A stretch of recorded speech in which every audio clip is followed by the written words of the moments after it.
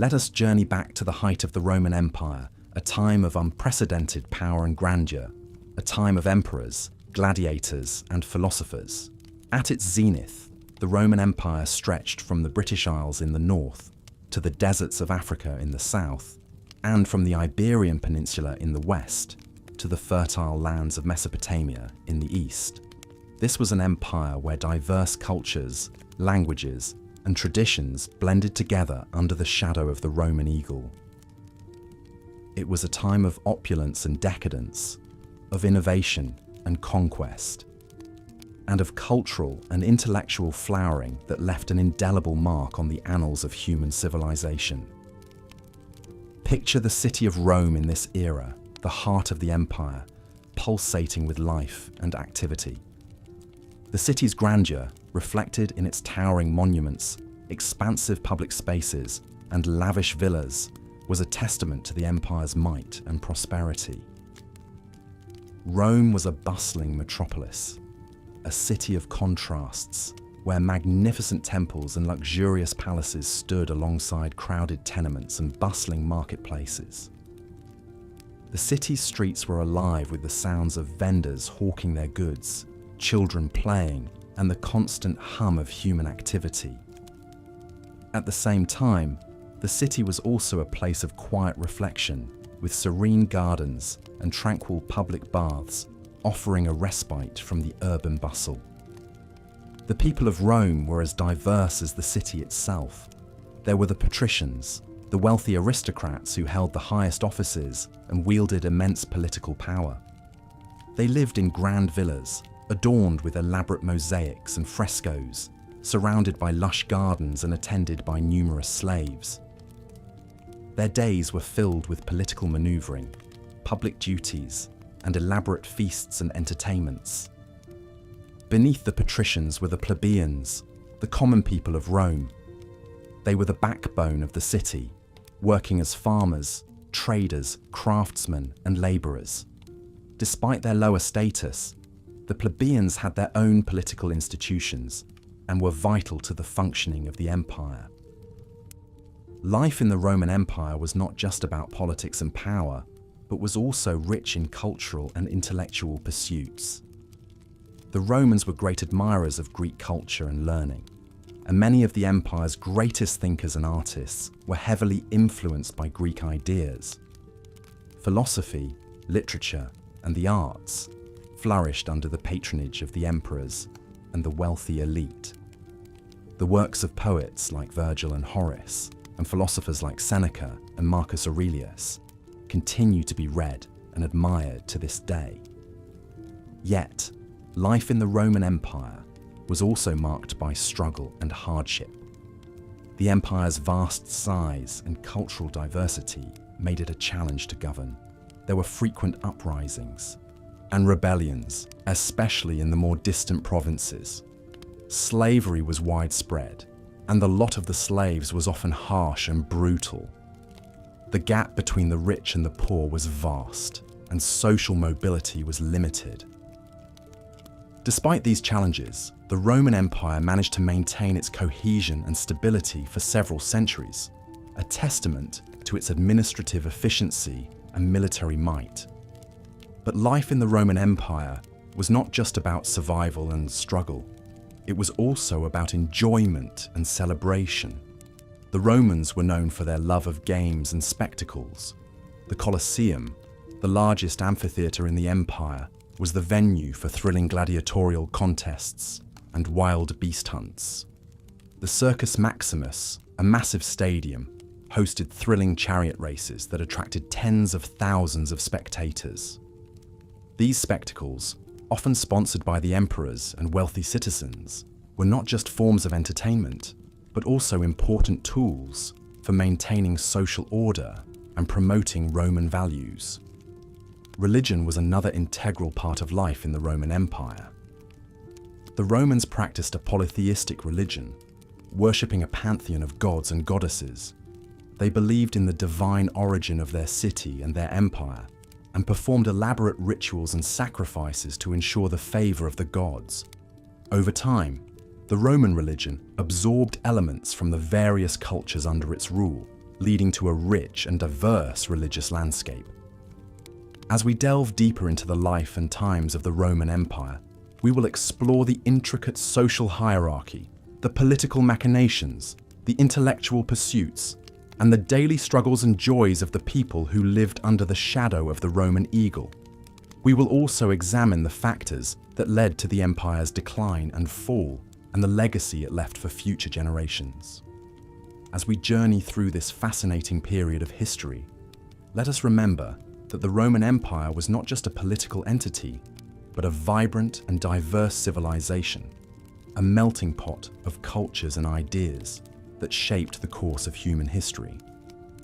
In this journey back in time, we have already begun to explore the grandeur and complexity of life during the peak of the Roman Empire.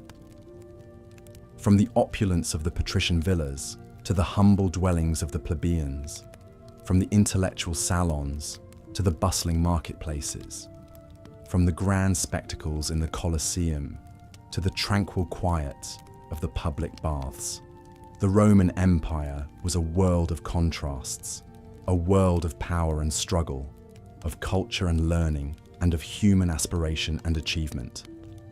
As we continue this journey, let us immerse ourselves in this fascinating era, learning from its lessons, appreciating its accomplishments, and marveling at its enduring legacy. As we delve deeper into the remarkable fabric of the Roman Empire at its zenith, let's journey through the vibrant streets of Rome, the bustling heart of the empire. Imagine the sight of grand edifices and public structures, like the Colosseum and the Pantheon, that punctuated the city's skyline. These architectural marvels were a testament to Rome's unparalleled engineering prowess, and they continue to captivate us in the present day. The most common dwelling in Rome was the insula, or apartment building. These structures were often built cheaply and could be prone to fires and collapses. However, this was the everyday reality for most Romans, as only the wealthy could afford private homes. These domus were luxurious private residences with rooms arranged around a central courtyard, often adorned with intricate mosaics and frescoes. In the Roman society, the family was perceived as a fundamental unit. The paterfamilias, or father of the family, held an almost absolute power, known as patria potestas, over his kin. This power extended over his wife, children, and slaves, binding them into a single economic and legal entity. However, contrary to many preconceived notions, Roman women enjoyed a significant degree of freedom compared to their contemporaries in other ancient societies. They could own and inherit property and had the right to divorce. Slavery was an integral part of the Roman economy and society. Slaves performed an array of tasks, from domestic chores and tutoring to manual labor in the fields and mines. However, the life of a slave was far from simple. Their treatment largely depended on their masters. Some slaves were treated relatively well, while others were subjected to severe hardships. The Romans were renowned for their advancements in engineering and public health. They built an intricate network of roads and bridges to expedite trade and military movement. Their aqueducts ingeniously transported fresh water from distant sources into cities and towns, facilitating public baths and latrines, and upholding a high standard of sanitation. The Roman diet was simple, but nourishing, with wheat and barley serving as staples. They enjoyed a variety of fruits, vegetables, and legumes, and the wealthier Romans could afford meat, fish, and exotic spices. The Romans were also known for their love of wine, which was consumed at all meals and social occasions. Education was highly valued in Roman society. Wealthy Romans often hired private tutors for their children, while the less affluent sent their children to public schools. The curriculum was rigorous, focusing on reading, writing, arithmetic, and moral conduct. Religion permeated every aspect of Roman life. The Romans worshipped a pantheon of gods and goddesses, each governing a different aspect of life. They believed in the importance of maintaining a proper relationship with the gods through rituals and sacrifices, a practice known as pietas. Despite its grandeur, the Roman Empire was not devoid of social issues. Poverty and class disparity were rampant, and the gap between the rich and the poor was starkly visible in the city's urban landscape. Public entertainment, such as gladiatorial games and chariot races, were often used as a means to divert the population's attention from these societal problems. As we step back and view this intricate tapestry of Roman life, we find a society characterized by a blend of remarkable achievements and profound challenges. From their architectural marvels to their social structures, the Romans crafted a civilization that continues to influence our world today. As we close our eyes and drift into sleep, we carry with us the echoes of this ancient world, reminding us of the indelible human capacity to create, adapt, and endure. As we delve deeper into the Roman Empire at its zenith, let's explore the remarkable city planning and infrastructure that underpinned its prosperity. Intricate designs, remarkable efficiency, and the use of advanced building materials were characteristic of Roman city planning, reflecting a society that valued organization, practicality, and luxury. At the heart of every Roman city was the Forum, a public square that served as the central hub for political, economic, and social activities. The Forum was typically surrounded by important government buildings, temples, and markets. It was here that citizens gathered to discuss politics, engage in trade, or simply socialize. Larger cities like Rome had multiple forums, each with its unique identity and purpose. A city's grandeur was often epitomized by its monumental structures. The most famous of these is perhaps the Colosseum in Rome, an engineering marvel that could accommodate up to 50,000 spectators. It was used for public spectacles such as gladiatorial contests, mock sea battles, animal hunts, and executions.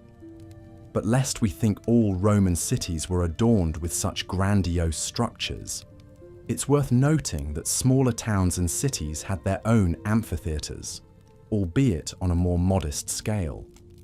A quintessential feature of Roman city planning was the grid system.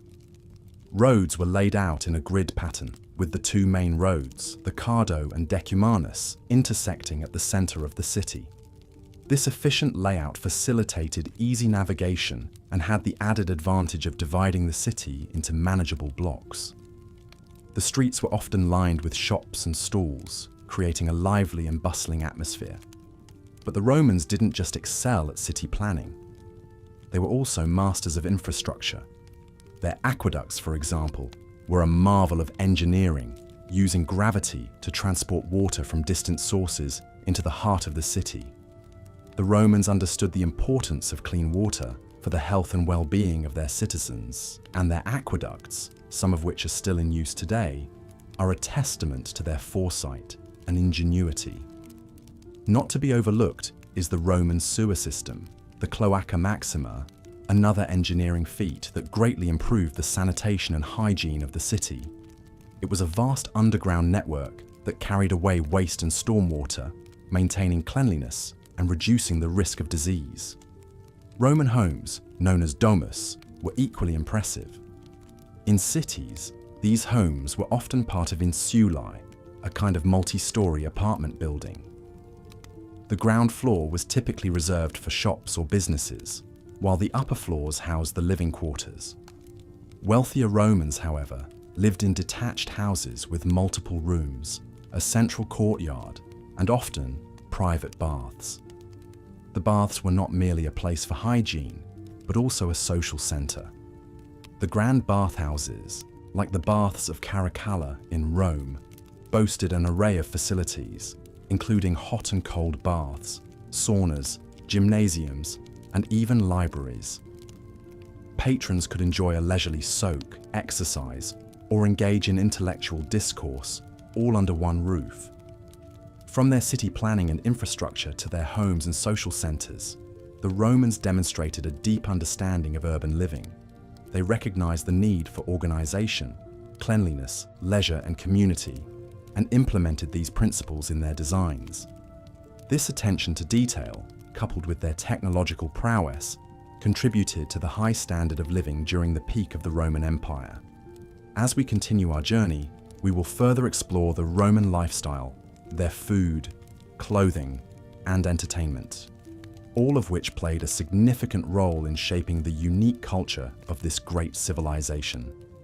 But for now, let's take a moment to appreciate the remarkable planning and infrastructure that underpinned the prosperity of the Roman Empire at its zenith.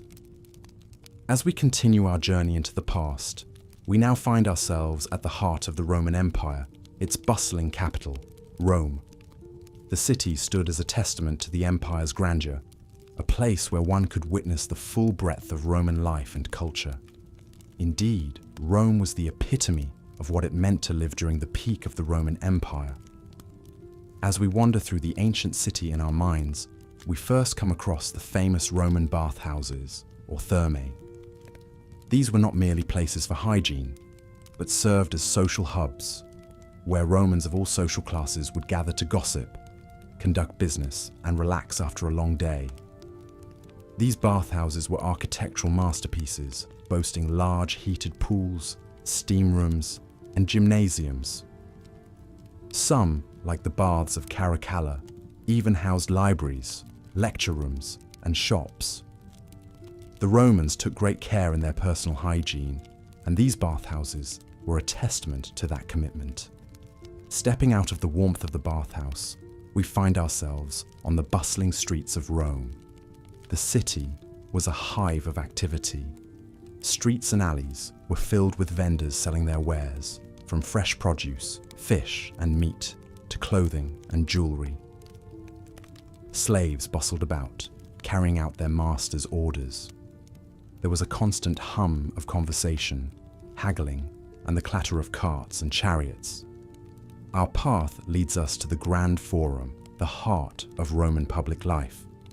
Here, one could find the great temples, the Senate House, and the markets. It was in the Forum that the citizens of Rome would gather to hear important speeches, witness trials, and participate in public affairs. The illustrious marble buildings reflected the sun, creating an almost ethereal glow that must have been awe-inspiring to the citizens of Rome. Just beyond the Forum, we find the Circus Maximus, the great stadium where Romans would flock to witness the thrilling chariot races. These events were immensely popular, and the stadium could hold up to 150,000 spectators. The air would be filled with the roar of the crowd as they cheered for their favorite charioteers, adding to the exhilarating atmosphere. Venturing further, we come across the Colosseum, the grand amphitheatre that was the venue for gladiatorial contests, mock sea battles, and other public spectacles. Here, Romans would gather to watch these violent yet captivating performances. The Colosseum could hold upwards of 50,000 spectators, and the elaborate shows were often sponsored by emperors as a means to gain popularity with the public. As the day winds down, we find ourselves in the residential districts of Rome. The wealthy lived in grand villas adorned with beautiful mosaics and frescoes, while the less fortunate resided in insulae or apartment blocks. These were often cramped and lacked basic amenities, reflecting the stark divide between the rich and the poor in Roman society. As the sun sets, the city is illuminated by oil lamps, casting a warm glow on the stone buildings. The streets are quieter now, but the city is far from sleeping. In taverns and inns, Romans gather to eat, drink, and revel in each other's company. Music and laughter fill the air, adding to the lively atmosphere.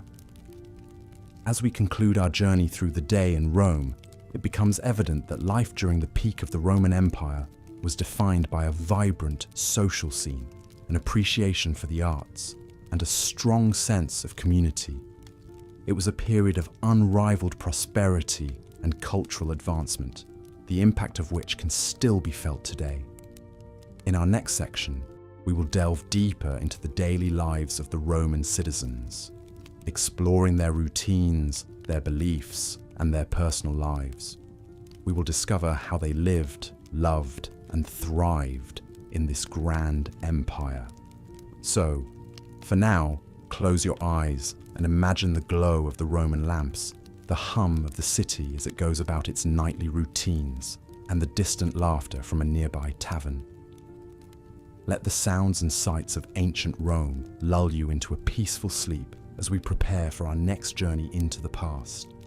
As we continue on our journey through the Roman Empire at its peak, we find ourselves landing in the bustling heart of the empire, Rome herself. It is important to remember that Rome was not just the capital, but a symbol of the empire's might, wealth, and grandeur. The city was a bustling metropolis, home to over 1 million residents, a figure that was indeed staggering for the era. Rome was a melting pot of cultures, languages, and traditions, all coexisting under the strong edifice of the Roman law and order. The city was a marvel of engineering and architecture, with grand structures like the Colosseum, the Forum, and the Pantheon. The streets were bustling with commerce, with traders from all corners of the empire selling their goods. The sounds of the city were a constant hum, from the clatter of the chariots on the cobblestones to the chatter of the citizens in the bathhouses and taverns. Amidst this bustle, the average Roman citizen led a life that was, in many ways, not so different from our own. They woke up at dawn, had a light breakfast, and then went about their day's work. Many Romans were engaged in commerce, while others worked as craftsmen, soldiers, farmers, or slaves. Lunch was a quick meal, often eaten on the go, while dinner was a more elaborate affair, often shared with family and friends. Despite the grandeur of the city and the empire, life was not easy for the average Roman citizen. The gap between the rich and the poor was wide, and poverty was rampant. Many Romans lived in cramped, multi-story apartment buildings, known as insulae, which were often unsafe and unsanitary. Fire was a constant threat in these structures, and the Roman fire brigade was a vital part of the city's infrastructure. Yet, despite these challenges, Roman society was remarkably resilient and adaptive. The Romans were great innovators, and they developed many technologies that we take for granted today. They had a complex system of aqueducts to bring fresh water into the city, and a network of roads and bridges that connected the far-flung corners of the empire. They had public baths, gymnasiums, and libraries, and they valued education and the arts. In terms of culture, the Romans were great enthusiasts of the theatre, and plays were a popular form of entertainment. Epic poetry, philosophy, and history were also highly valued, and the works of great Roman writers like Virgil, Horace, and Livy have survived to this day. The Romans also loved their sports and games. Chariot races were a popular pastime, and the Circus Maximus, the largest stadium in Rome, could hold up to 250,000 spectators. Gladiatorial games were also a major attraction. Although they were a brutal and bloody spectacle, religion played a central role in Roman life. The Romans were polytheistic, worshipping a pantheon of gods and goddesses. Temples dedicated to these deities dotted the city, and religious festivals and ceremonies were a regular part of Roman life. The emperor himself was considered a divine figure, and his cult was an important part of the state religion. As we wrap up this section of our journey through the Roman Empire, it's important to remember that Rome was not just a city, but a symbol. It was the heart of an empire that spanned 3 continents, a testament to the ingenuity, ambition, and resilience of the Roman people. Life in Rome was a microcosm of life in the empire at large, filled with all the complexities, contradictions, and challenges that come with being a part of one of history's greatest civilizations. As we move forward, we will delve deeper into the intricacies of Roman society, exploring the lives of its people, its institutions, and its culture in greater detail. As the sun sets on another day during the peak of the Roman Empire, we find ourselves exploring the cultural and social aspects of life during this period. The Romans, much like us, sought entertainment and leisure activities to fill their free time. Many of these pursuits are still familiar to us today, with theatres, bathhouses and stadiums playing a significant role in Roman society. An integral part of Roman culture was the theatre, a forum for both entertainment and social interaction. Performances were diverse, ranging from tragedies and comedies to pantomimes and mimes. Roman theatres were grand constructions, with seating for thousands of spectators. They were often located in the heart of the city, adding a vibrant pulse to the urban landscape. These performances served not just as a means of amusement, but also as a platform for social commentary, often reflecting the political and social issues of the time.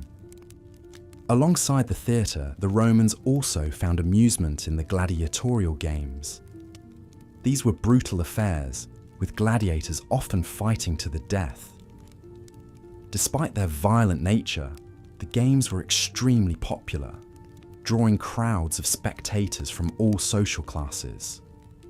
The spectacle was a powerful demonstration of Roman power and the might of the Roman military. The games were also a way for the emperors to gain favour with the masses, often sponsoring lavish spectacles at their own expense. However, it wasn't all violence and drama. The Romans also appreciated the finer things in life. Bathhouses, known as thermae, were a common sight in Roman cities and towns. These were not just places for bathing, but also for socializing, conducting business, and even exercising. The larger bathhouses were architectural marvels, boasting heated floors, steam rooms, and ornate mosaics. It was a daily ritual for many Romans to visit the bathhouse, a testament to the importance of cleanliness and hygiene in Roman society. Roman cuisine, another fascinating aspect of their culture, was diverse and sophisticated. The diet of a Roman citizen would vary greatly depending on their social status. The wealthy Romans indulged in extravagant feasts, with dishes made from a variety of exotic ingredients. These banquets were often elaborate affairs, lasting several hours and accompanied by entertainment. On the other hand, the diet of the common Roman citizen was more modest, typically consisting of grains, fruits, vegetables, and occasionally meat. The social structure of the Roman Empire was rigid, with a clear distinction between the aristocratic elite and the common citizens. At the top were the emperors and the senatorial class, followed by the equestrians, and then the plebeians. Slaves, who were considered property rather than citizens, were at the bottom of this hierarchy. Despite these social divisions, there was a degree of social mobility within Roman society. Through military service, financial success, or political ambition, it was possible for individuals to rise through the ranks. This relative social mobility, along with the promise of Roman citizenship, made the empire an attractive prospect for many outside its borders. Education was highly valued in Roman society. Children from wealthy families were often tutored at home, learning a curriculum that included literature, history, and philosophy. The less privileged, however, often received a more basic education, if any at all. Regardless of social class, education was seen as essential for preparing young Romans for their roles as citizens and leaders. Religion played a crucial role in Roman society, with an extensive pantheon of gods and goddesses worshipped by the populace. Temples dedicated to these deities dotted the landscape of the empire, acting as centers for religious ceremonies and festivals. The Roman calendar was filled with religious observances, demonstrating the importance of religion in daily life.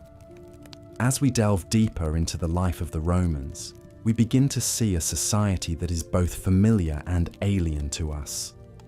Their customs, traditions, and daily routines offer a fascinating glimpse into a civilization that, despite its eventual decline, has left an enduring legacy on the world. As the night draws in, let's take a moment to appreciate the complexity and richness of Roman life during the peak of the empire. Tomorrow, we will continue our journey, exploring the political and military aspects of Rome at its zenith. For now, however, let's close our eyes and dream of the grandeur that was Rome.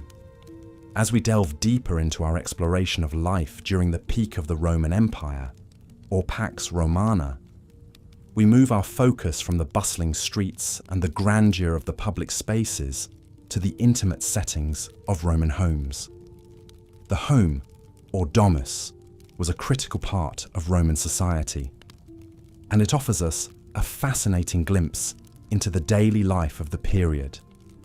Roman homes varied greatly depending on the wealth and status of their owners. The rich lived in spacious, opulent houses decorated with intricate mosaics and frescoes, while the poor resided in cramped, multi-story apartment buildings known as insulae. The domus, the traditional home of the wealthy Roman, was a marvel of architectural design. The typical domus consisted of several rooms, including a dining room, triclinium, bedrooms, cubicula, a kitchen, and a study or office, tablinum. At the heart of the domus was the atrium, a large, open central space with an opening in the roof that allowed rainwater to collect in a shallow pool below, called the impluvium.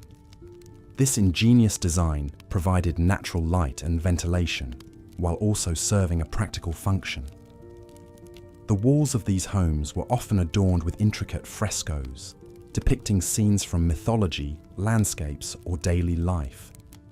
Floors were often covered in mosaics, painstakingly crafted from tiny coloured tiles. The themes of these mosaics range from simple geometric patterns to complex scenes from mythology, history, or the natural world. These decorative elements were more than just aesthetic. They were a way for the homeowner to display their wealth, taste, and education.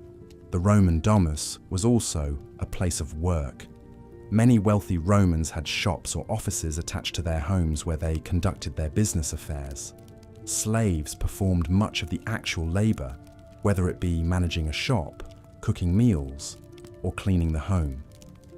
The treatment of slaves varied greatly, but in many cases, they were considered part of the family and were treated with respect. In contrast to the domus, the insulae were crowded, multi-story apartment buildings that housed the city's lower classes. These buildings were often poorly constructed and prone to fires and collapses. The apartments themselves were small and cramped, often with a single room serving as both a living and sleeping area. Despite these hardships, the insulae were vibrant places, teeming with life and activity. Food and dining were central aspects of Roman life. Meals were simple for the lower classes, often consisting of grain, vegetables, and occasionally meat or fish. The wealthy, however, indulged in extravagant feasts that showcased their wealth and status. A typical banquet might include a range of dishes from oysters to peacock, accompanied by fine wines, and followed by entertainments such as music, dancing, or poetry readings. Education was highly valued in Roman society. Children were taught at home by their parents or private tutors until the age of 7, when they began formal schooling. Boys and girls were educated separately, with boys learning reading, writing, arithmetic, and rhetoric, while girls were taught spinning, weaving, and other domestic skills. Religion permeated every aspect of Roman life, from the public rituals performed in the temples and at the public games, to the private ceremonies conducted in the home.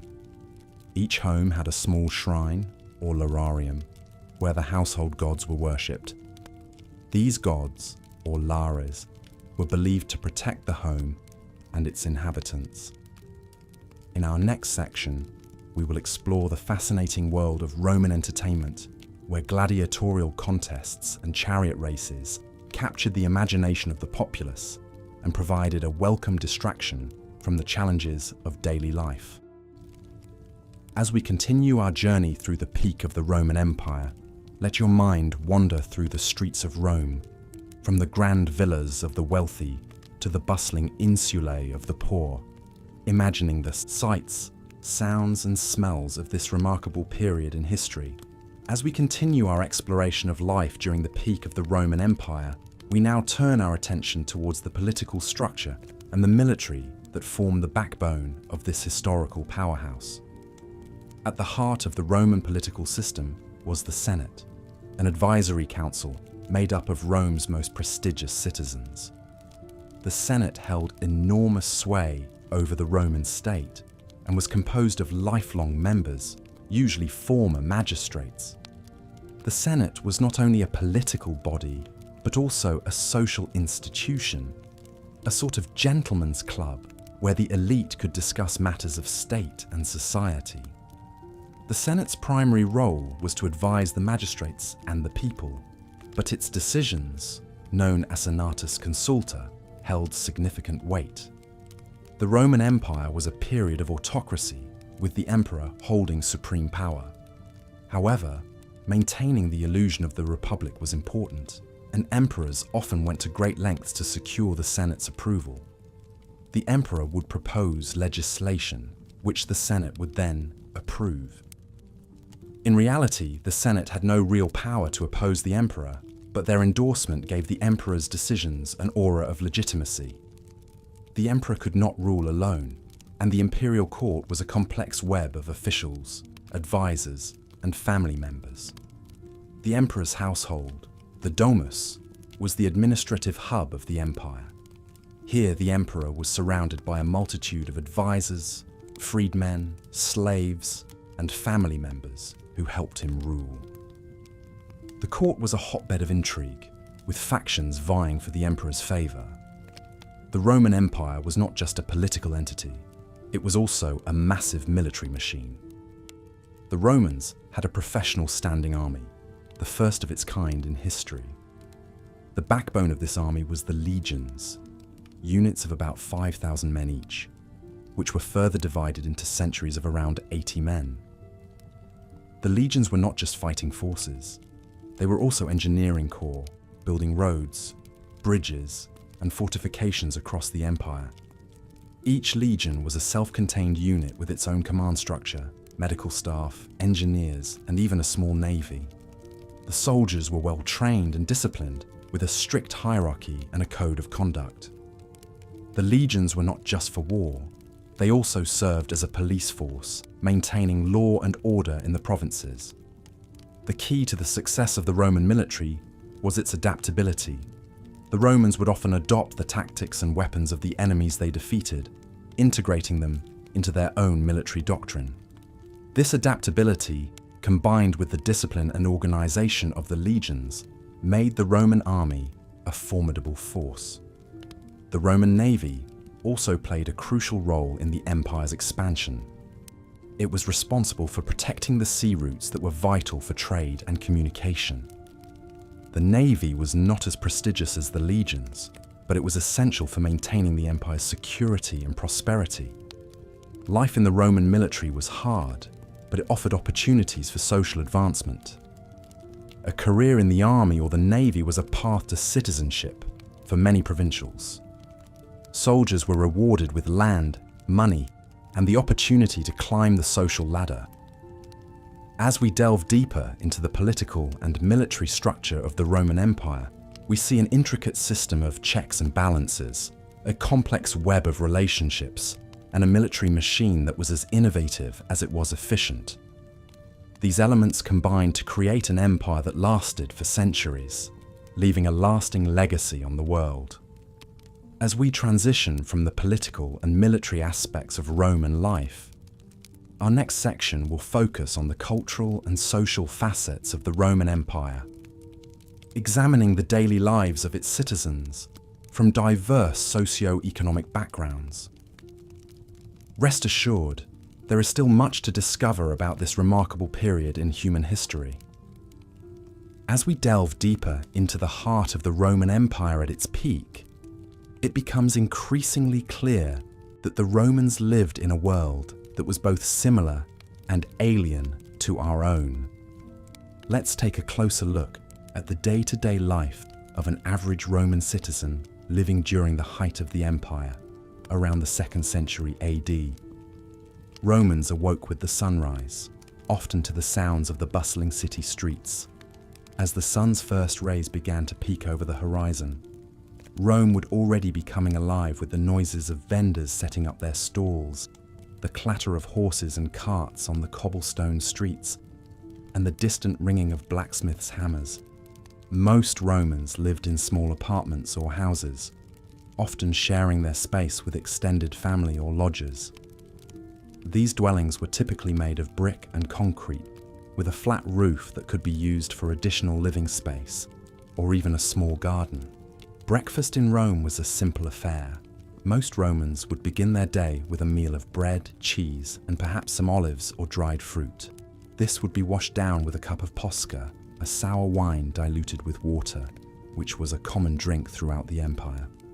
After breakfast, the men of the house would usually head off to work or to the forum, while the women would remain at home to oversee the household chores. The Roman workday was fairly short by modern standards, often ending in the early afternoon. This was partly due to the hot Mediterranean climate, which made it impractical to work during the hottest part of the day. After work, many Romans would head to the baths, a key part of Roman social life. These weren't just places to get clean, but were also spaces for socializing, exercising, and even conducting business. Roman baths were grand, elaborate buildings, often featuring a series of heated rooms and pools. Visitors would typically start in the tepidarium, a warm room that helped to open the pores, before moving to the hotter coldarium. After sweating in the heat, they would plunge into the cold waters of the frigidarium. Many baths also had gymnasiums, libraries, and even barbershops. The Romans took their bathing very seriously, viewing it as both a social duty and a mark of civilization. After their visit to the baths, Romans would return home for cena, the main meal of the day. This was a leisurely affair, often lasting several hours and featuring a range of dishes. A typical Roman cena might include a starter of eggs or a salad, followed by a main course of meat or fish, and finishing with a dessert of fruit or honeyed cakes. Wine was a common accompaniment to the meal, usually served watered down. Evening in Rome was a time for relaxation and entertainment. Many Romans would attend the theatre or watch gladiatorial games at the Colosseum.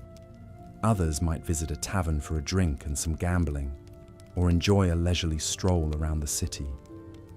As darkness fell, the streets of Rome would be lit by oil lamps, casting a warm, flickering glow over the city. Despite the many similarities to our own lives, it's important to remember that life in the Roman Empire was also marked by vast inequalities. Slavery was a fundamental part of Roman society, and the lives of slaves were often harsh and brutal. At the other end of the scale, the Roman elite lived lives of unimaginable luxury, feasting on exotic dishes and wearing garments of the finest silk. As we close this section of our journey through the Roman Empire, we are reminded of the extraordinary complexity and diversity of this ancient civilization. Rome was a city of contrasts, where grandeur and squalor existed side by side. It was a place where the mundane and the extraordinary were intertwined, creating a society that continues to fascinate us over 2,000 years later. As we continue our exploration in the sections to come, we will delve further into the intricacies of Roman society, shedding more light on this remarkable period in history. As we continue our journey through the historical era of the Roman Empire, let's delve into the daily life and customs during the Pax Romana, or Roman peace, a period of stability and relative peace that lasted from 27 BC to 180 AD. This era was marked by significant growth and prosperity, with the empire's boundaries extending from Britain in the north to Egypt in the south, Spain in the west, and Mesopotamia in the east. At the heart of the empire was the city of Rome itself, a bustling metropolis of over 1 million people. Its citizens were a diverse mix of not just Romans, but also Greeks, Jews, Gauls, Germans, Britons, Thracians, Egyptians, and many others from the far corners of the empire. Rome was the hub of trade, politics, and culture, with magnificent public buildings and luxurious private homes showcasing the wealth and power of the empire. Roman society was strictly hierarchical. At the top of the social pyramid were the senators, members of the oldest and wealthiest families of Rome, who held most of the political power. Below them were the equestrians, wealthy businessmen and professionals. The bulk of the population were the plebeians, free citizens who could vote but held little political power. At the bottom were the slaves, who had no rights and were considered property. Life in Rome was a blend of work, leisure, and public participation. Most Romans worked 6 days a week, with businesses and shops opening early in the morning and closing in the afternoon. Many Romans were traders, artisans, or farmers, though some held jobs as teachers, doctors, or civil servants. Slaves performed much of the manual labor, from construction work and rowing ships to household chores. Despite the long hours of work, Romans also knew how to enjoy life. Public baths were a popular place for socializing after a day's work, where Romans could relax, play games, and discuss politics. The Romans loved their games, from board games like tabula, similar to backgammon, to physical activities like wrestling and horse racing. The most popular spectator sport was the gladiatorial games, where trained fighters battled each other, or wild animals, in front of large, cheering crowds. Food was another important aspect of Roman life. Most Romans ate 3 meals a day: a light breakfast, a main meal at midday, and a light dinner in the evening. The diet of the common Roman consisted mostly of cereals, bread, cheese, fruits, vegetables, and occasionally meat.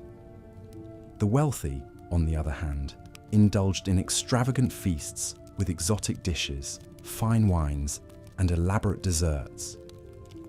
Education was highly valued in Roman society. Wealthy families often employed tutors to educate their children at home, while poorer families sent their children to school. Boys and girls both received basic education, but higher education was reserved mostly for boys. Subjects taught included reading, writing, arithmetic, music, and rhetoric, with the latter being particularly important for those aspiring to a political career. Religion was a central aspect of Roman life, with every home having a small shrine to the household gods. The Romans honored a wide pantheon of gods and goddesses, each presiding over different aspects of life. Temples were common sights in Rome, and religious festivals, sacrifices, and processions were frequent occurrences. The Romans also believed in divination and consulted soothsayers for guidance on important decisions. As we immerse ourselves in the tapestry of daily life during the Pax Romana, we can better appreciate the complex society and culture that the Romans built. Join us in our next segment as we further explore the political and military systems of the Roman Empire and the extraordinary engineering feats that still inspire awe today. As you drift into sleep, imagine the bustling streets of Rome, the cheering crowds in the Colosseum, and the quiet whisper of prayers in the temples, and let the echoes of this ancient civilization lull you into peaceful dreams.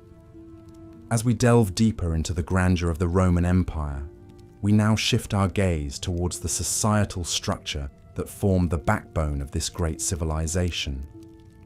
The structure of Roman society was very hierarchical, and it was broadly divided into the categories of patricians, who were the aristocratic families, the plebeians, the common people, and the slaves.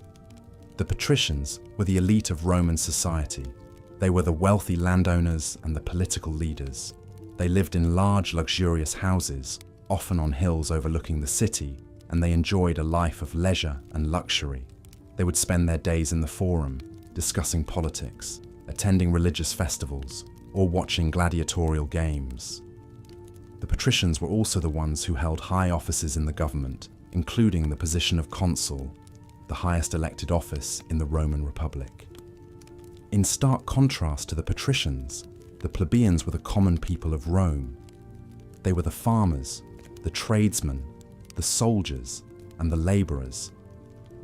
Though they made up the majority of the population, they had little political power and were often at the mercy of the patricians. However, over time, the plebeians were able to win certain rights and privileges, including the right to elect tribunes who could veto the actions of the consuls. Despite these gains, the life of a plebeian was often hard, with long hours of work and little time for leisure. However, it is important to note that the line between plebeians and patricians was not always clear-cut. Many plebeians were able to gain wealth and status through their efforts in trade or military service. These new men, as they were called, often tried to emulate the lifestyle of the patricians, building large houses and sponsoring public games and festivals. Slavery was a significant part of Roman society and the economy. Slaves were used for a variety of tasks, from agricultural labor to household chores. They could be bought and sold at markets, and they were often treated harshly by their masters.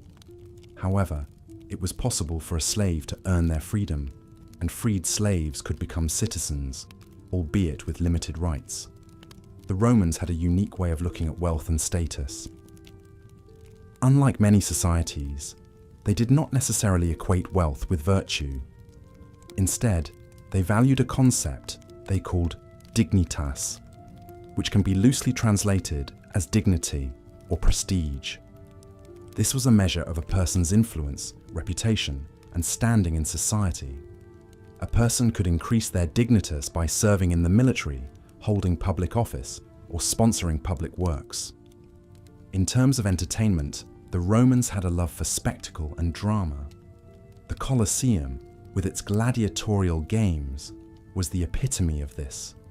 These games, often sponsored by wealthy patricians, would draw crowds of tens of thousands. Gladiators, who were often slaves or criminals, would fight to the death for the entertainment of the crowd. The Romans also loved theatre, and plays were often performed at festivals and religious ceremonies. Religion played a crucial role in Roman society, and it was deeply ingrained in every aspect of life. The Romans worshipped a pantheon of gods and goddesses, each with their own domain and responsibilities. Religious festivals were a common occurrence, and they often involved sacrifices, prayers, and processions. The Romans believed that by honoring the gods in these ways, they could ensure their favor and protection. Education was highly valued in Roman society, and it was seen as key to advancing one's status. Wealthy Romans would hire tutors for their children, who would teach them reading, writing, arithmetic, and the classics. The goal of education was not only to impart knowledge, but also to instill the values and virtues that were important to Roman society. In conclusion, life during the peak of the Roman Empire was characterized by a sharp division between the classes, a love for spectacle and drama, a deep respect for the gods, and a strong emphasis on education. Despite the hardships faced by many, it was a society marked by a rich culture and a deep sense of dignity and honor. It's easy to see how this complex and vibrant society was able to dominate the ancient world for so many centuries.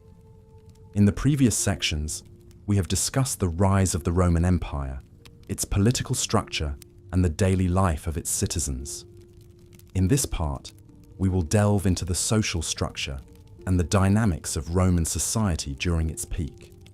The Roman Empire, like any other ancient civilization, was marked by a rigid social hierarchy.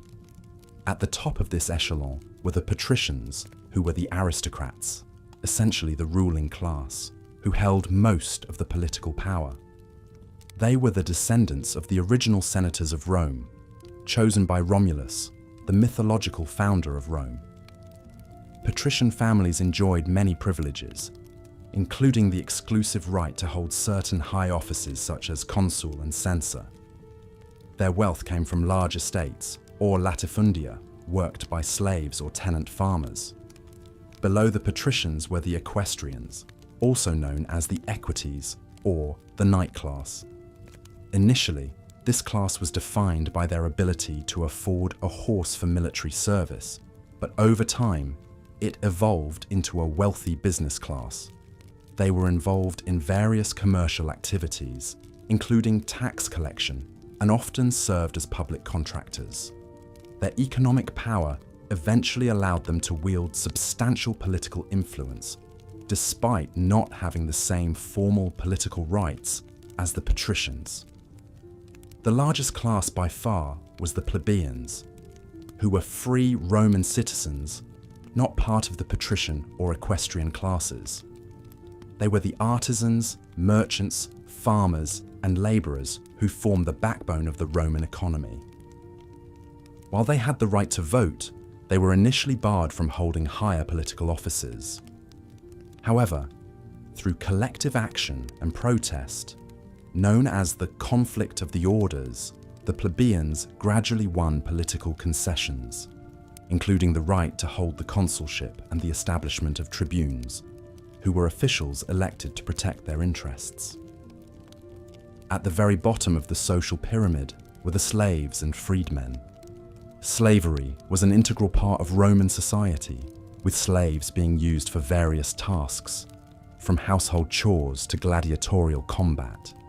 It's important to note that Roman slavery was not based on race, but rather on capture in war, punishment for crime, or the inability to pay debts. Freedmen, on the other hand, were former slaves who had either bought their freedom or had been granted it by their masters. Although freedmen had most of the rights of a Roman citizen, they were not viewed as social equals by the freeborn citizens. The social structure of Rome also had a gendered aspect. While men dominated the public sphere, women in Rome had a degree of personal and economic independence not common in the ancient world. They could own property, engage in business, and initiate divorce. However, they could not vote or hold public office. The Roman Empire was also renowned for its multiculturalism. With the expansion of the empire, a multitude of cultures, languages, and religions were absorbed into Roman society. This cultural diversity was evident in all aspects of Roman life, from its cuisine and fashion to its religious practices and artistic expressions. During the peak of the Roman Empire, social mobility was possible to an extent. A plebeian could amass wealth and join the equestrian class.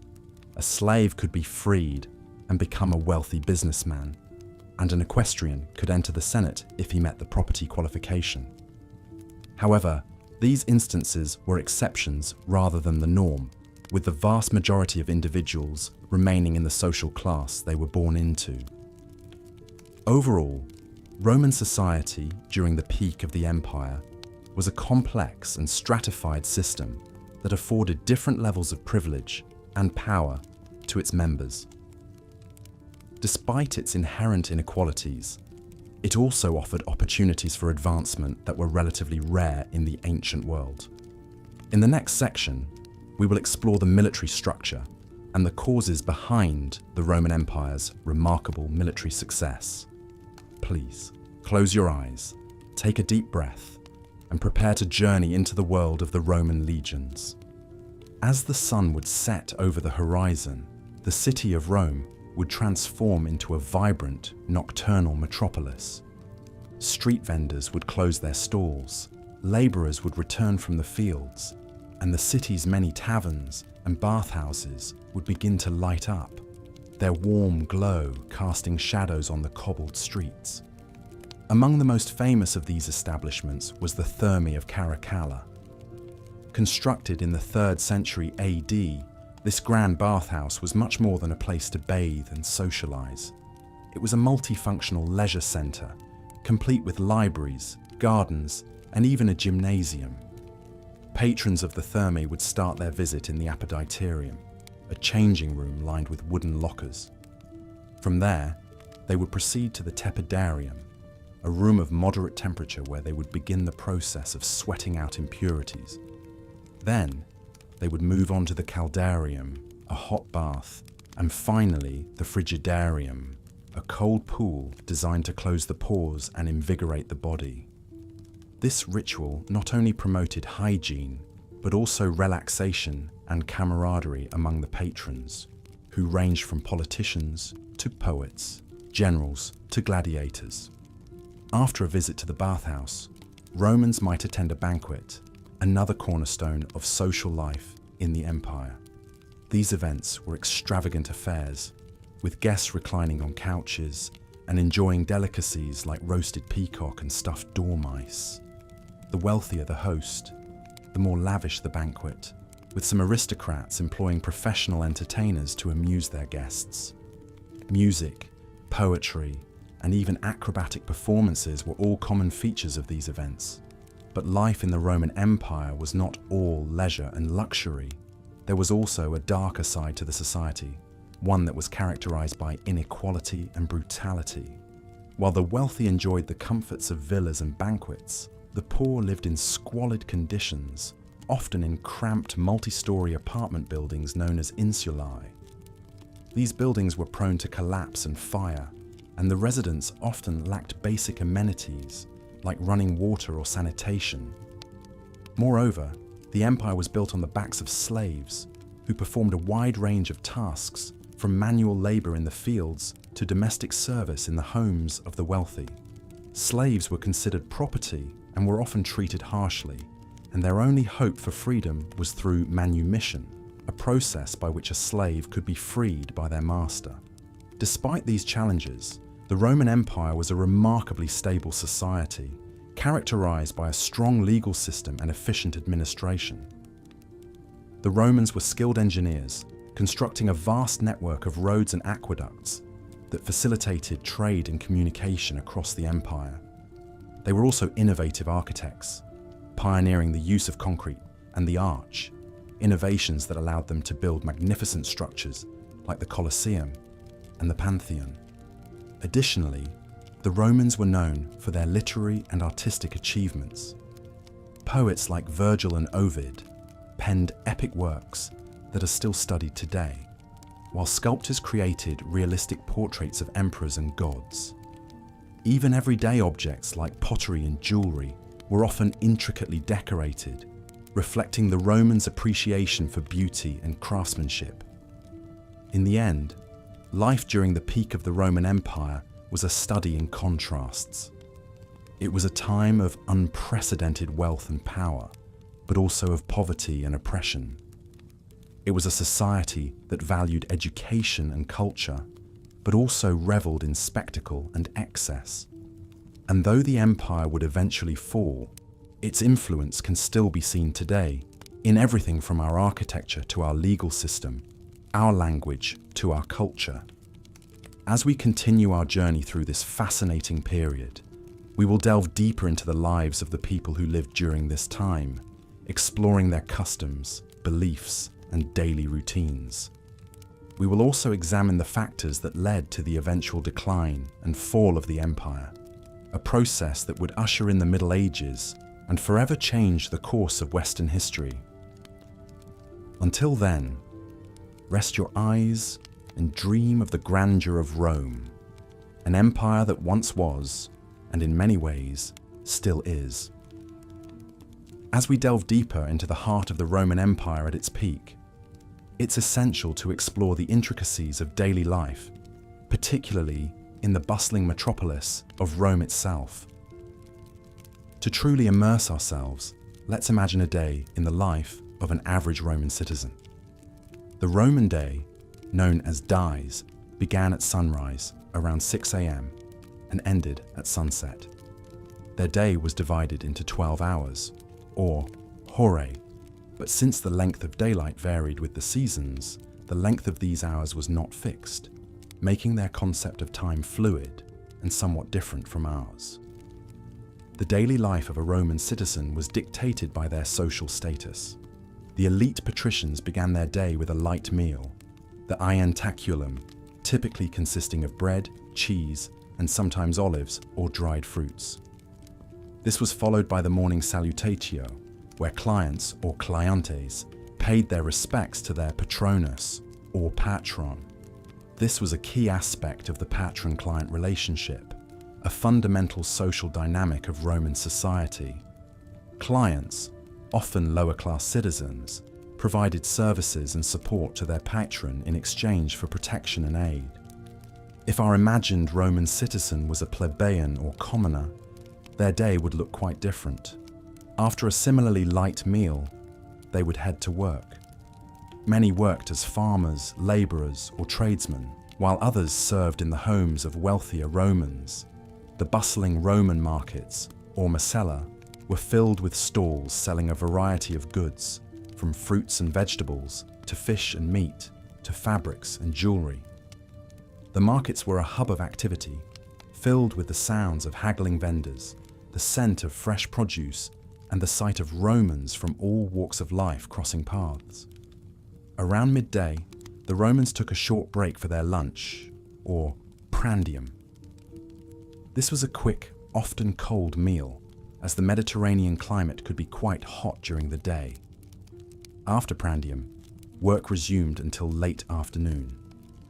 For the wealthy, this could include involvement in politics, managing their estates or businesses, or for the intellectual elite, studying philosophy or literature. The less privileged continued their labour, whether it was tilling the fields, crafting goods, or serving in a patrician household. In the late afternoon, around 3 p.m. by our modern reckoning, Romans would visit the public baths, or thermae. These were not merely places for hygiene, but social and recreational centres where Romans could meet friends, exercise, and even conduct business. The baths were an architectural marvel of the Roman Empire, with facilities including hot and cold pools, steam rooms, and gymnasiums. Our Roman citizen, regardless of their social standing, would have spent a considerable amount of time here, as it was an integral part of their daily routine. As evening approached, the main meal of the day, the cena, was served. For the wealthy, this was often a lavish affair, with multiple courses and a variety of delicacies, from oysters to peacock tongues. For the common Roman, cena was simpler, usually consisting of a grain-based dish, vegetables, and occasionally meat or fish. Following cena was the commissatio, a drinking party that marked the end of the day. The wealthy often hosted these parties in their luxurious homes, while the less affluent might gather at a local tavern or popina. As the wine flowed, Romans would engage in lively conversation, play games, and enjoy entertainment such as music or performances. As we imagine the life and routine of our Roman citizen, it's important to remember that while the Roman Empire was a society of great wealth and advancement, it was also a society of stark contrasts. The extravagance of the wealthy was balanced by the hardship of the poor. The grandeur of the public buildings contrasted with the simplicity of the common homes. Yet regardless of status, all Romans shared in the rhythm of the dies, the vibrant culture, and the collective identity of being part of one of the most influential civilizations in history. This exploration of a day in the life of a Roman citizen offers us a glimpse into the complexities and nuances of daily life during the peak of the Roman Empire. As we continue our journey, we'll delve deeper into the societal structures, cultural practices, and historical events that shaped this remarkable civilization.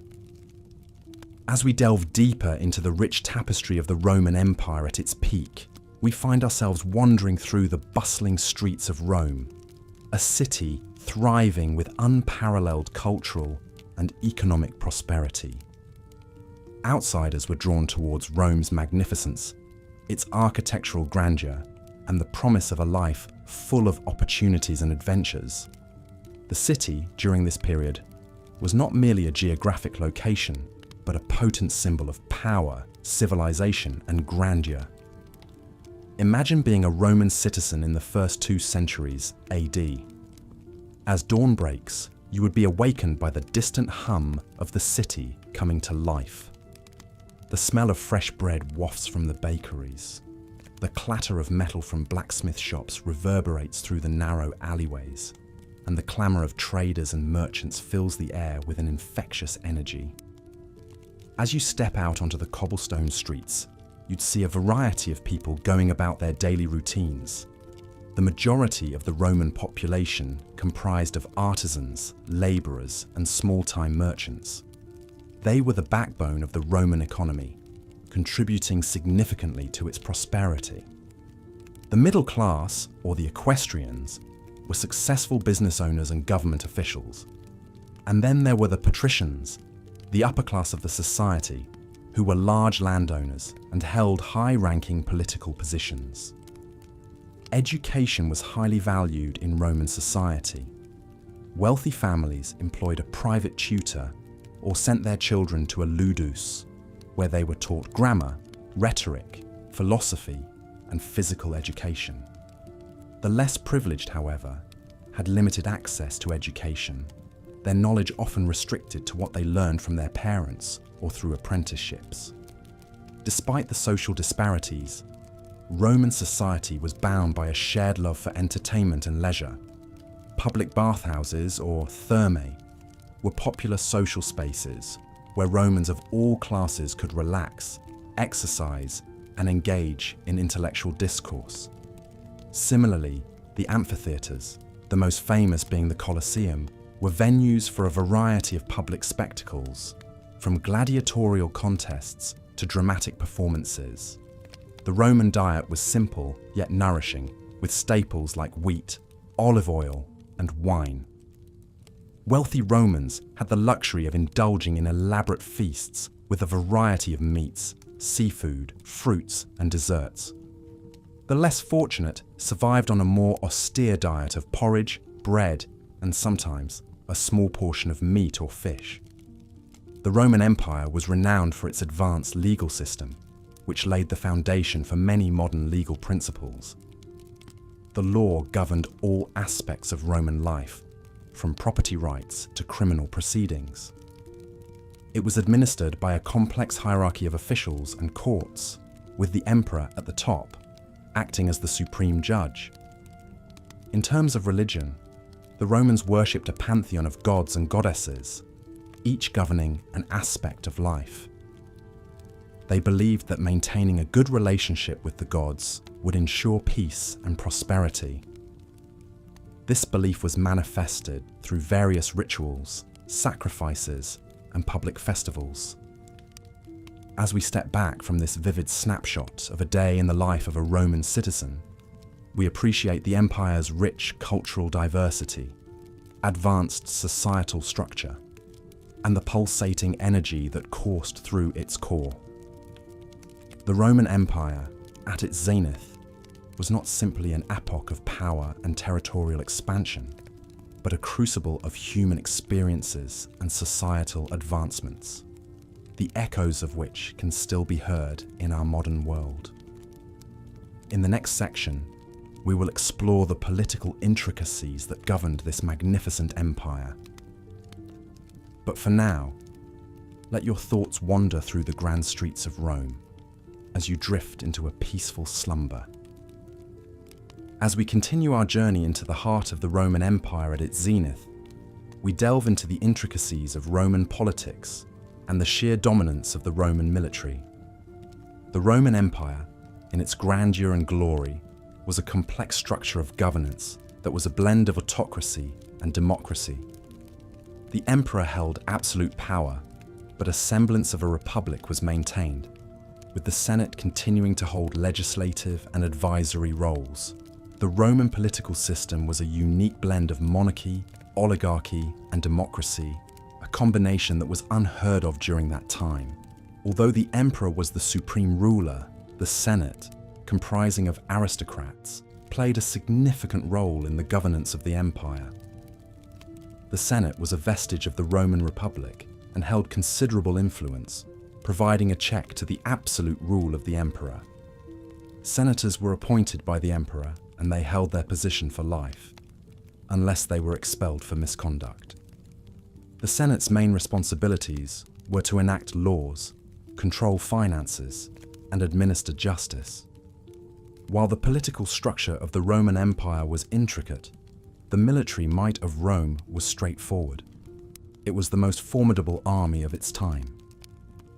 The Roman military was a well-organized, disciplined, and efficient fighting force. It was divided into legions, each consisting of about 5,000 soldiers. The legions were further divided into centuries, each led by a centurion. The Roman military was a meritocracy, with promotions based on courage and competence rather than social status. The military might of Rome was not solely due to the discipline and organization of its army. The Romans were also innovators in military technology. They developed the pilum, a type of spear that was designed to bend upon impact, making it impossible for the enemy to throw it back.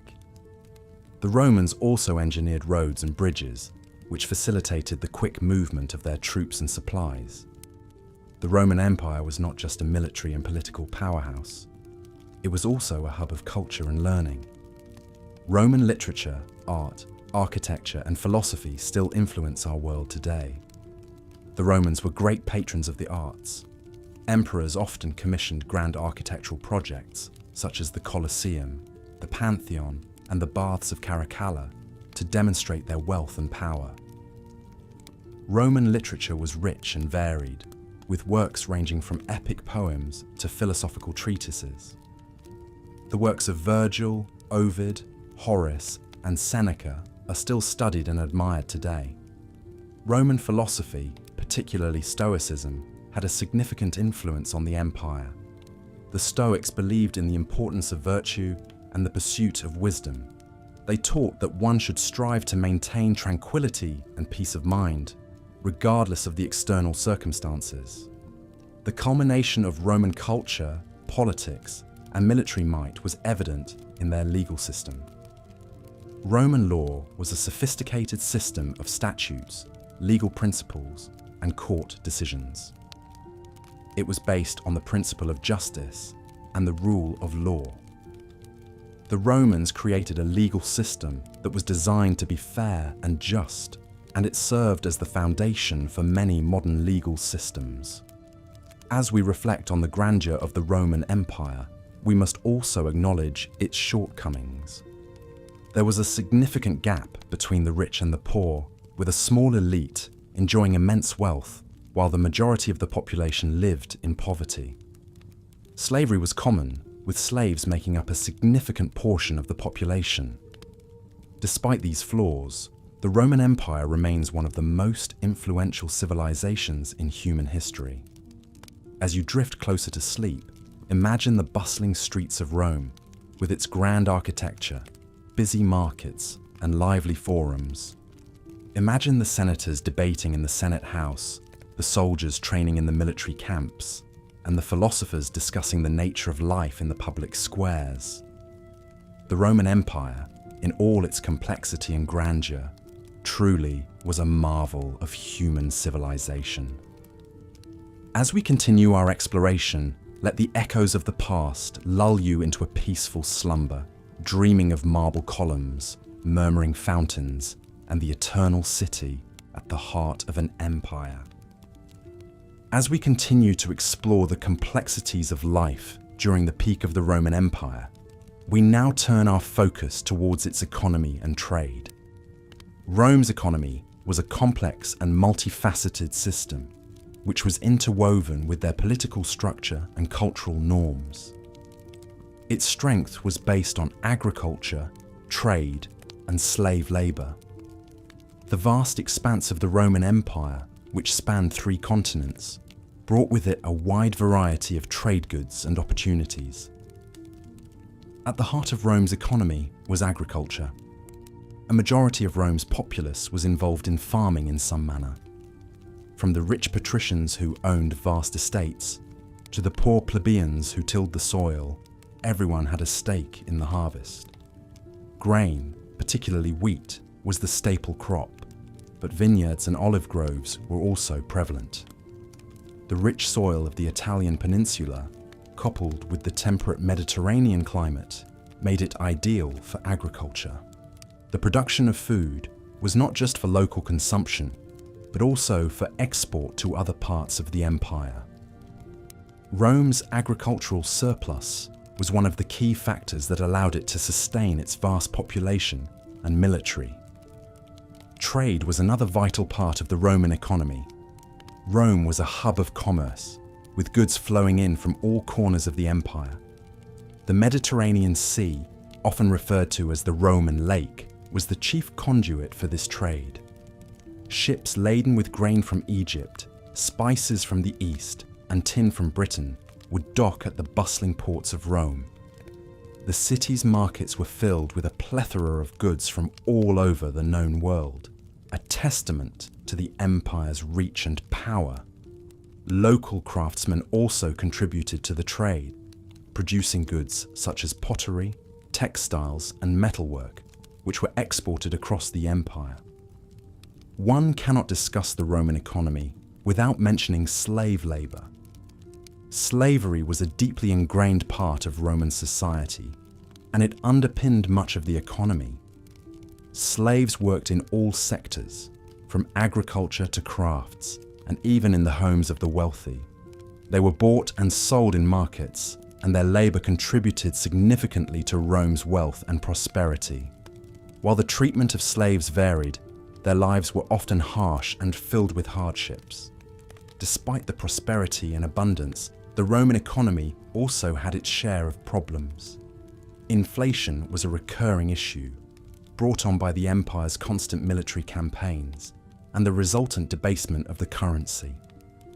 The gap between the rich and the poor was stark, with the bulk of the wealth concentrated in the hands of a small elite. This socio-economic divide would eventually contribute to the empire's decline. However, during its peak, the Roman Empire was a testament to the power of economic organization and trade. Its ability to harness the resources of a vast territory and channel them into a single, unified economy was a remarkable feat. The impact of Rome's economic system can still be felt today in the foundations of modern economies and trade practices. So, as you lay back and let your thoughts drift, imagine the bustling Roman markets filled with goods from distant lands, the rustling wheat fields under the Mediterranean sun, and the clinking of coins changing hands. The Roman economy was a complex machine, but one that powered the empire and shaped the world in many ways.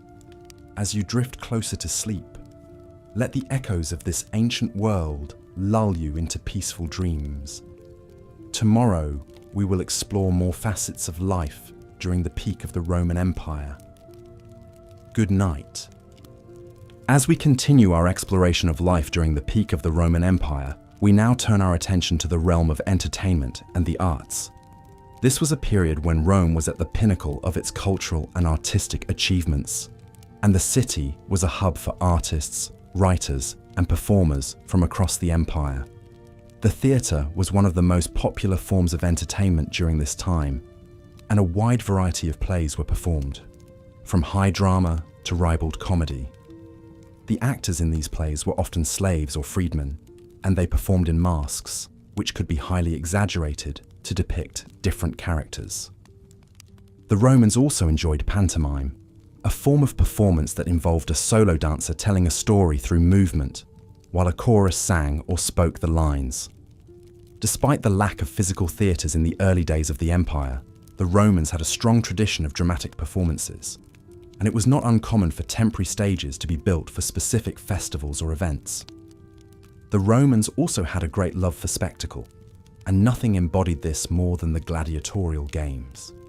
These games, which were often held in the grand amphitheatres that dotted the empire, were a chance for the Romans to display their wealth and power. They featured a range of events, from chariot races to animal hunts. But the most famous were the fights between gladiators. These were typically slaves or condemned criminals who were trained to fight for the entertainment of the crowd.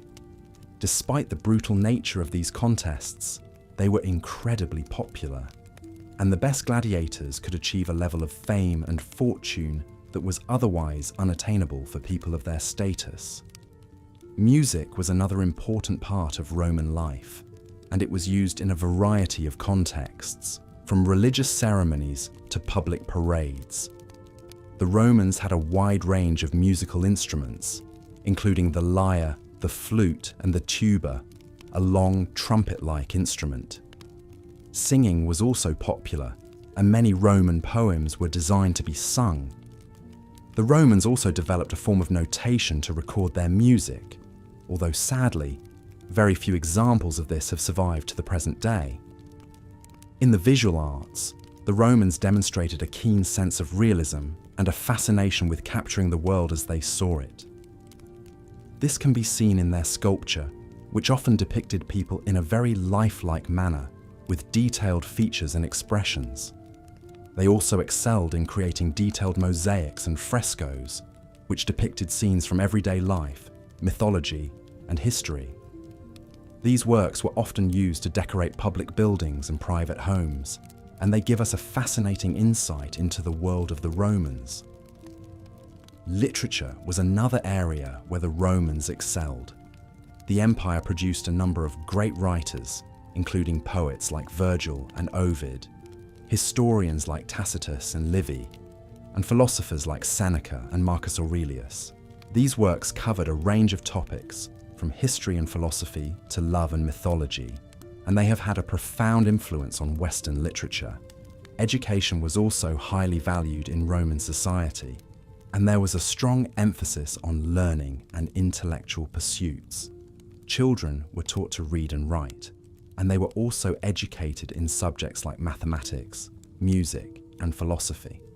Education was seen as a way to prepare children for their adult roles in society, and it was also a means of instilling them with the values and ideals of the Roman Empire.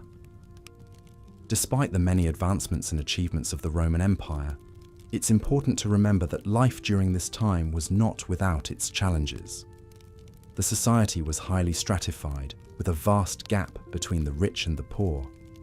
Slavery was widespread, and many people lived in conditions of extreme hardship. However, for those who were able to navigate the complexities of Roman society, there were also opportunities for wealth, power, and cultural enrichment. As we move forward in our exploration of the Roman Empire, we will delve deeper into the complexities of Roman society, examining the political, economic, and social structures that underpinned the empire's success. We will also explore the factors that led to the empire's eventual decline, shedding light on the fragility of even the most powerful of empires.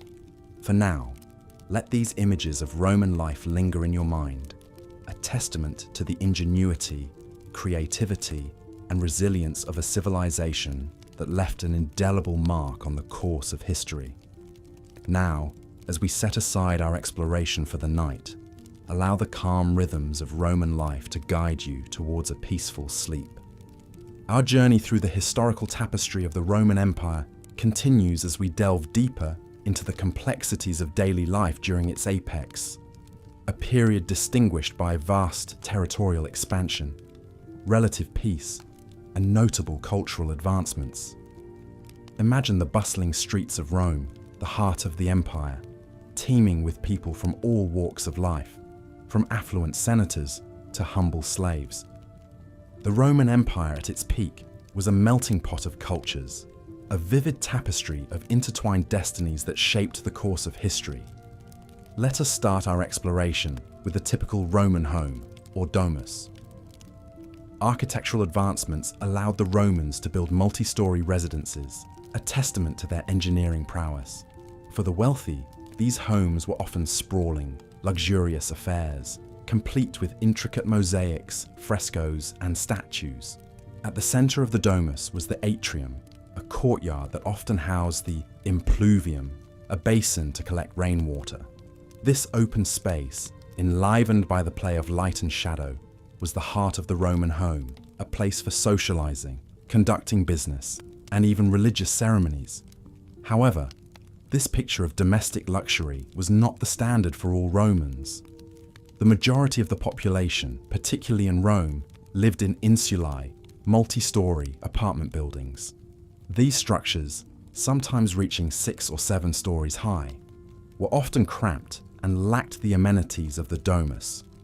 The lower floors, sturdier and less prone to fire, were typically occupied by the wealthier tenants, while the higher, more precarious floors were home to the less fortunate.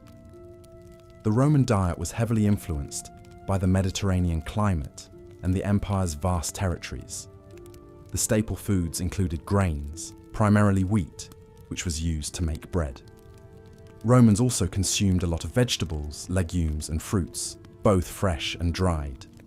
Meat was a luxury, typically enjoyed by the wealthy or on special occasions. Fish and seafood, however, were common, especially in coastal regions. One of the most striking aspects of Roman culinary culture was the use of garum, a fermented fish sauce that Romans used as a flavor enhancer, much like we use salt today.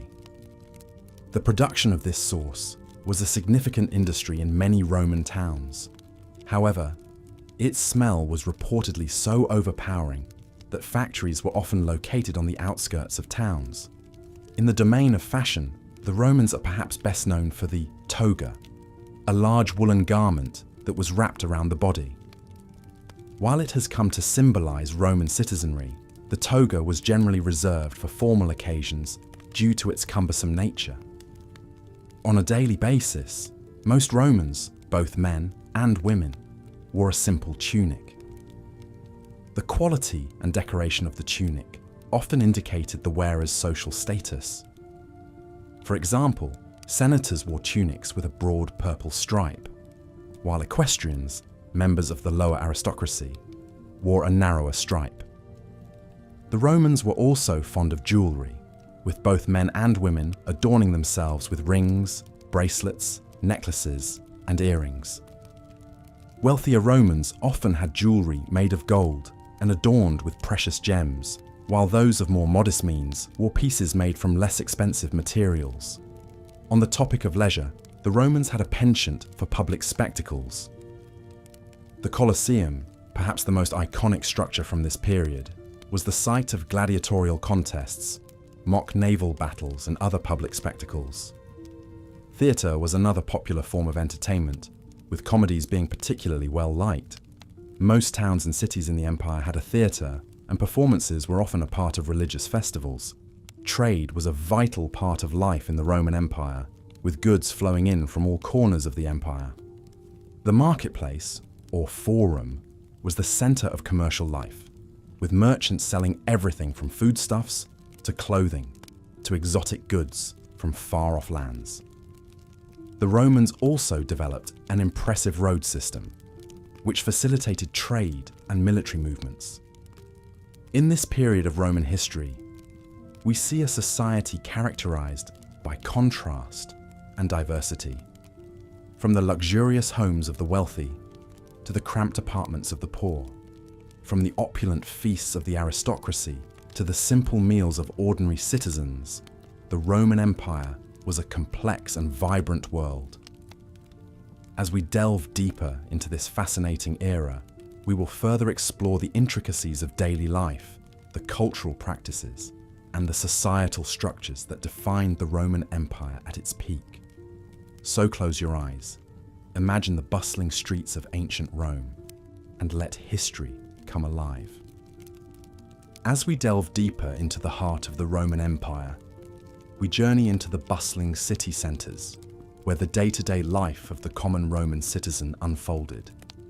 The typical Roman city was a marvel of engineering, with well-paved roads, intricate sewage systems, and impressive structures of brick and stone.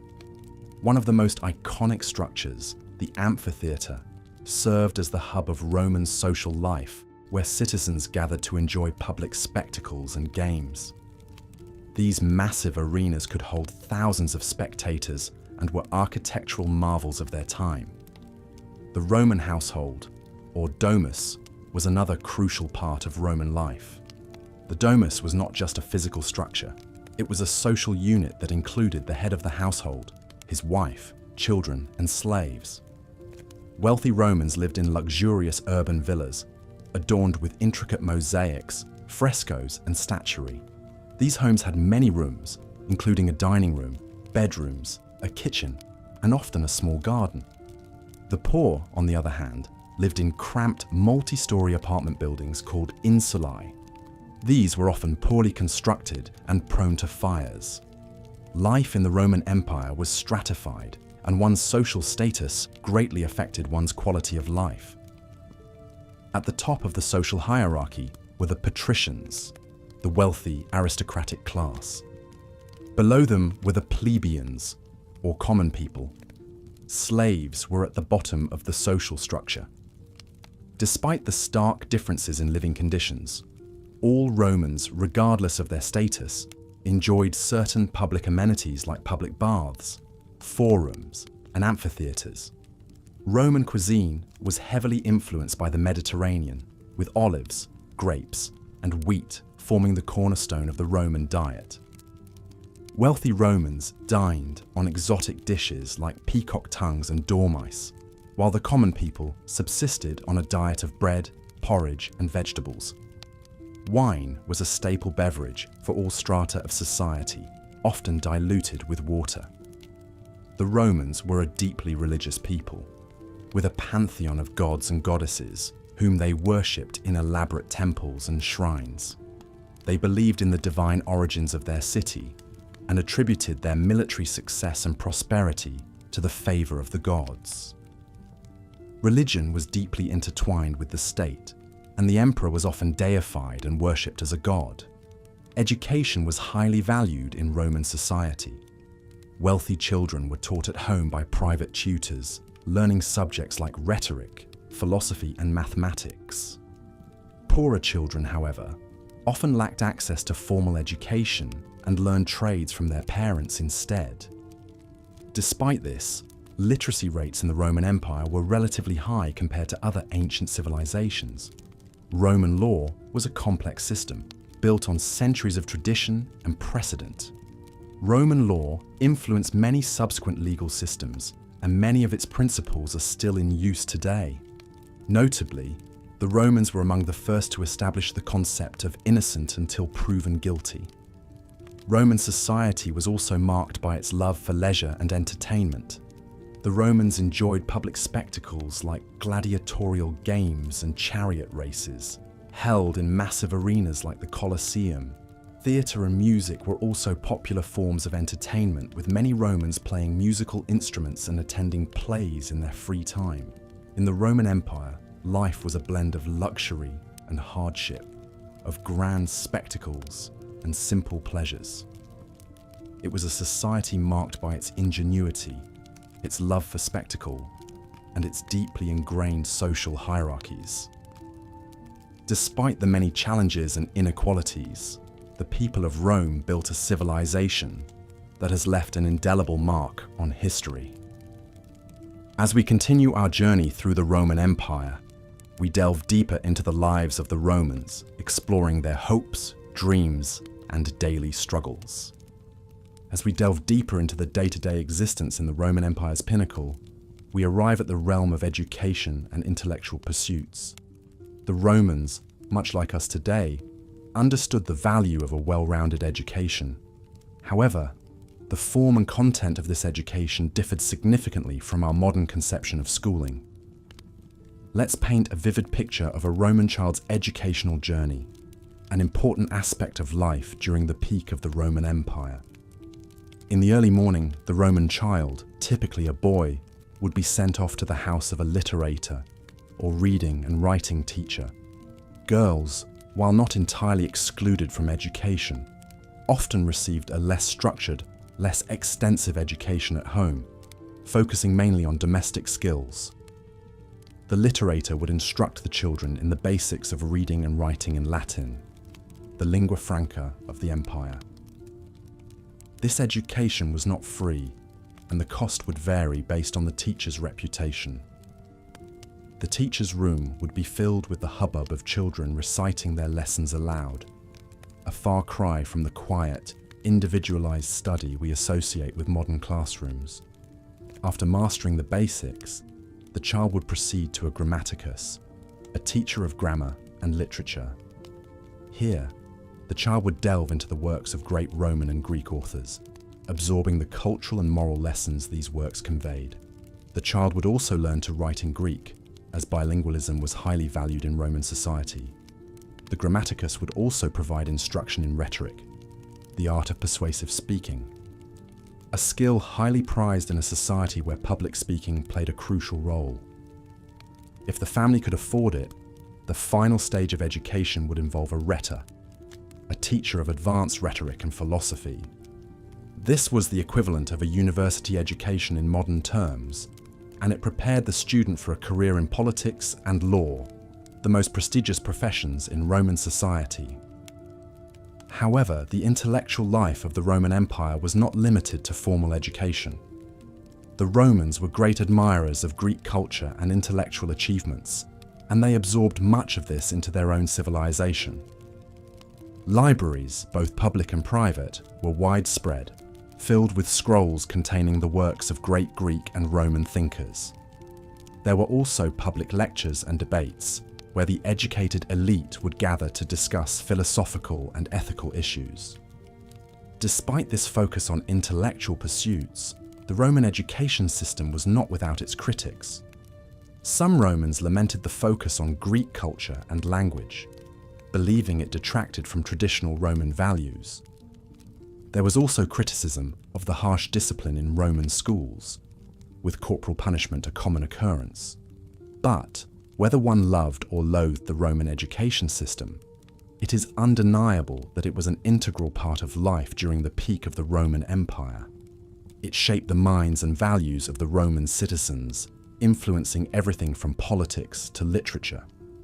And though it may seem foreign to us, with its emphasis on rote learning and physical discipline, it is, in many ways, the ancestor of our own education system.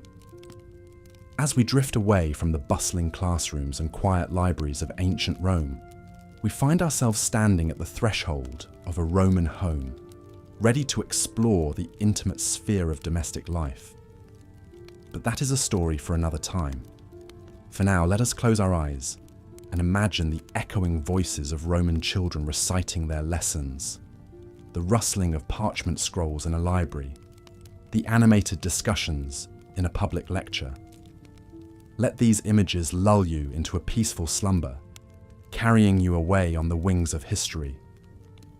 As we continue our journey through the peak of the Roman Empire, we find ourselves stepping into the atmosphere of a bustling marketplace. Markets, or Masella as they were known in Latin, were an integral part of Roman life, serving as the hub of economic activity and social interaction. These were not just places for buying and selling, but venues where news was exchanged, politics discussed, and friendships formed. The marketplace was a bustling array of stalls, peddlers, and shoppers. It was not uncommon to see farmers selling their produce directly to the public, fishermen hawking their fresh catches, or bakers enticing passerby with the aroma of freshly baked bread. Other vendors sold items such as clothing, pottery, household items, and even slaves. The market was filled with the clamour of haggling and the clatter of coins.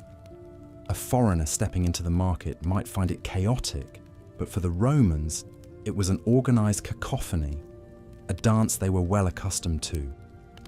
The Roman diet was simple but healthy. The staple food was grain, which was ground into flour and baked into bread. Olive oil and wine were also staples. The Romans enjoyed a variety of fruits and vegetables, including apples, pears, cherries, onions, leeks, lentils, and beans. Meat was a luxury, usually reserved for special occasions. The Romans also relished fish and seafood, which were readily available due to the empire's vast coastline. As the sun began to set, the market would gradually empty out, but the heart of Roman social life did not stop beating. The evening was a time for relaxation and entertainment. The Romans were avid fans of the theatre, with comedy being particularly popular. Plays were performed in large outdoor theatres, where people could sit and enjoy the performance while munching on snacks. However, the most popular form of entertainment was undoubtedly the gladiatorial games.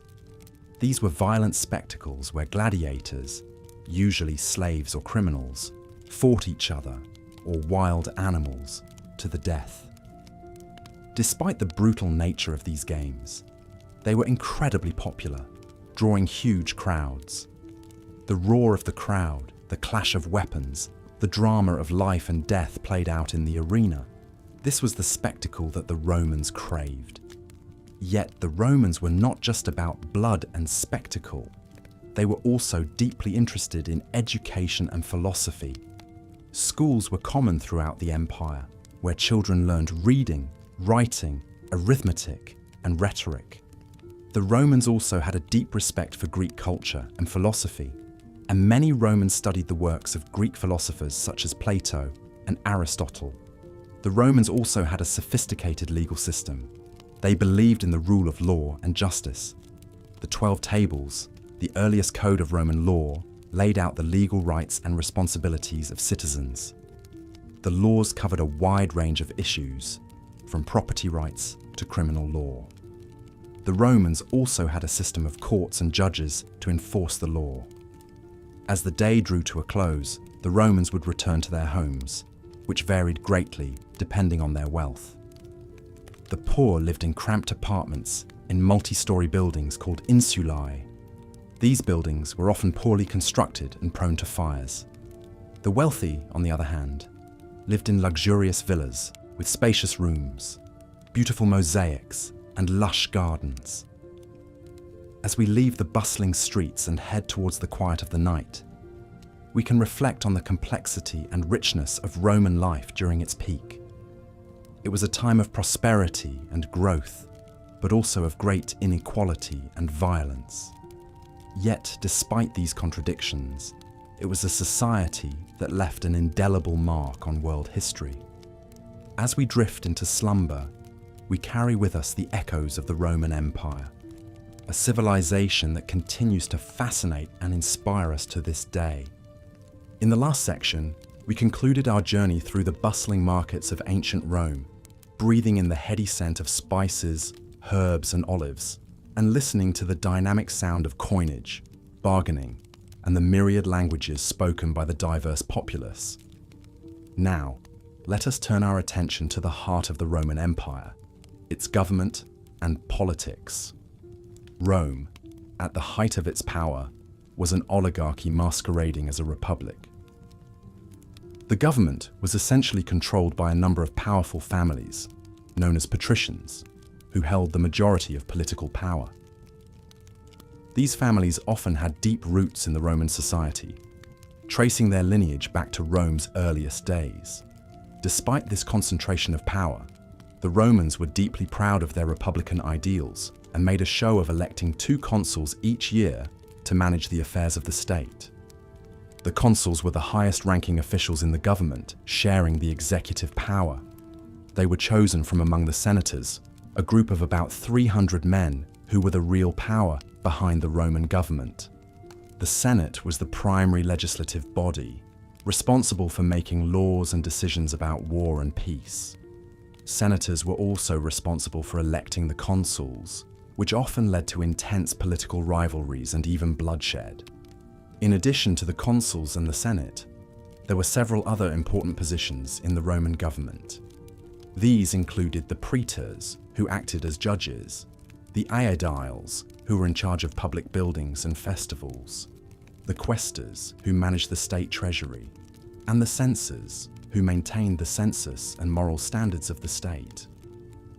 To balance the power of the patrician class, there were also institutions that allowed the participation of the common people, or plebeians, in the Roman government. The plebeians could elect their own officials, known as tribunes, who had the power to veto the decisions of the Senate. This was a crucial safeguard against the absolute rule of the patricians and allowed for a limited form of democracy in the Roman Republic. Despite these democratic trappings, corruption was rampant in the Roman government. Elections were often rigged, and bribery was a common practice. Wealthy individuals could buy political offices, and politicians often used their positions to amass personal fortunes. This corruption was one of the factors that led to the decline and fall of the Roman Republic and the rise of the Roman Empire. In the late Republic, a series of civil wars and political crises led to the rise of Julius Caesar, a charismatic general who seized power and declared himself dictator for life. After his assassination, his adopted son, Octavian, later known as Augustus, became the first Roman emperor, marking the end of the Roman Republic and the beginning of the Roman Empire. Under the empire, the Senate lost much of its power, becoming more of a symbolic institution. The emperor held absolute power, making all major decisions and controlling the military. However, the emperors often maintained the illusion of a republic, with the Senate and other institutions still functioning, albeit with greatly reduced power. This was the political structure that governed the vast Roman Empire, from Britain in the north to Egypt in the south, and from Spain in the west to Syria in the east. It was a complex and often corrupt system, but it managed to maintain control over a vast and diverse territory for many centuries. As we delve deeper into the Roman Empire's political landscape, we can begin to see the intricate web of power and politics that made Rome one of the most fascinating civilizations in history. In the next section, we will explore the day-to-day life of an average Roman citizen, from the working-class plebeians to the wealthy patricians. Join me as we step into the shoes of a Roman citizen and experience the sights, sounds, and experiences of living in the heart of the Roman Empire. In the heart of the Roman Empire, the city of Rome itself was a marvel to behold. As we transition into the 6th chapter of our journey through life in the Roman Empire during its peak, our focus shifts towards the urban landscape and the architectural marvels that still, to this day, inspire awe. Rome was a city unlike any other in the ancient world. It was vast, sprawling, and teeming with a population that could have been close to 1 million people. The city was divided into neighborhoods, or vici, each with its own local officials and responsibilities. These neighborhoods were a mixture of residences, businesses, and public buildings, all intermingled in a way that would be familiar to anyone living in a modern city. The homes of the wealthy, or domus, were opulent and luxurious. They were often built around a central open-air courtyard, or atrium, which served as a sort of hub for the house. Off of this atrium could be found various rooms, including dining rooms, bedrooms, and even private baths. These homes were adorned with intricate mosaics, vibrant frescoes, and other forms of art, speaking to the wealth and status of their owners. Despite the grandeur of these domus, the majority of Rome's citizens lived in apartment buildings, or insulae. These buildings could be several stories high and were often cramped and poorly constructed. In fact, fires were a common occurrence in the insulae, and there were even instances of buildings collapsing due to poor construction or maintenance. Despite these conditions, the insulae provided homes for the vast majority of Rome's populace. Public buildings were another hallmark of the Roman cityscape. The most famous of these, the Colosseum, was built during the reign of Emperor Vespasian and could hold up to 50,000 spectators. This amphitheatre was the site of gladiatorial games, animal hunts, and even mock naval battles. Other public buildings included the Circus Maximus, a chariot racing stadium that could hold up to 150,000 spectators, and the Roman Forum, which served as the political and economic heart of the city. The city of Rome was also home to a vast network of aqueducts, which brought fresh water from distant sources into the city. These aqueducts, some of which still stand today, are a testament to the engineering prowess of the Romans. The water supplied by these aqueducts was used in public baths, fountains, and even in some private homes. Public baths, or thermae, were a central part of Roman social life. These establishments offered not just the chance to bathe, but also opportunities for exercise, relaxation, and socialization. They were often grand structures, complete with hot and cold bathing rooms, swimming pools, and even libraries. Throughout the city, sanitation and public health were important considerations. The Romans built an extensive sewer system, known as the Cloaca Maxima, which drained waste from the city into the Tiber River. They also implemented measures to ensure the availability of food and to prevent the spread of diseases, including the appointment of public doctors and the establishment of grain doles. As we wander the ancient streets of Rome, we can't help but marvel at the grandeur of this city. It's a place where the opulence of the wealthy lived side by side with the struggles of the common man, where the achievements of Roman engineering stood tall against the backdrop of daily life, and where the echoes of history still resound in every stone and every corner. As we drift deeper into the night and closer to the realm of dreams, let us remember the Rome of old and envision the lives lived amongst its streets and buildings.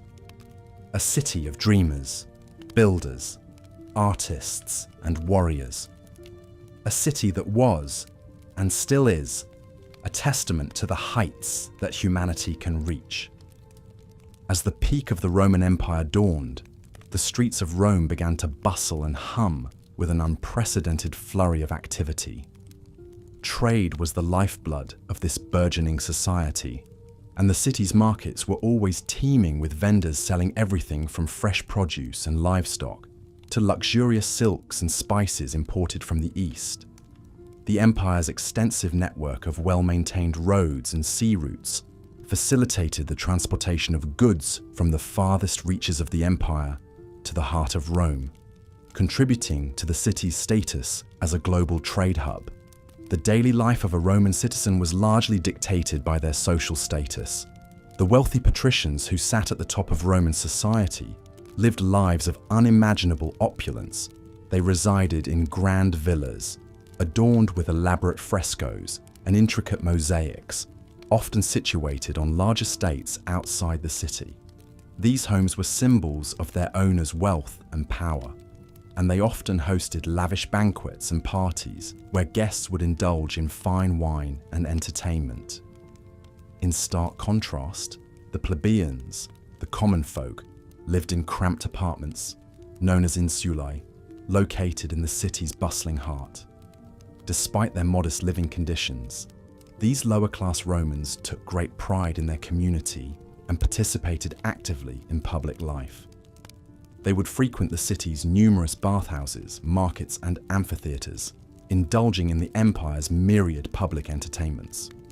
The Roman Empire was renowned for its public amenities, many of which were the first of their kind. The city boasted an extensive aqueduct system, which supplied clean water to public fountains, baths, and private homes. The Roman baths, in particular, were a marvel of engineering and a hub of social activity. Citizens of all classes would gather here to bathe, socialize, and discuss politics. The baths were often grand architectural feats, with heated floors, steam rooms, and large pools filled with mineral-rich water. Education was also a crucial facet of Roman society. While formal schooling was not state-sponsored or mandatory, many Roman parents hired private tutors to educate their children. Learning was highly prized, and Roman children were taught to read, write, and speak eloquently in Latin and often Greek. They were also instructed in philosophy, music, mathematics, and astronomy, reflecting the empire's deep respect for knowledge and intellectual pursuits. Religion played a central role in the daily lives of Romans. They worshipped a pantheon of gods and goddesses, each with their unique powers and domains.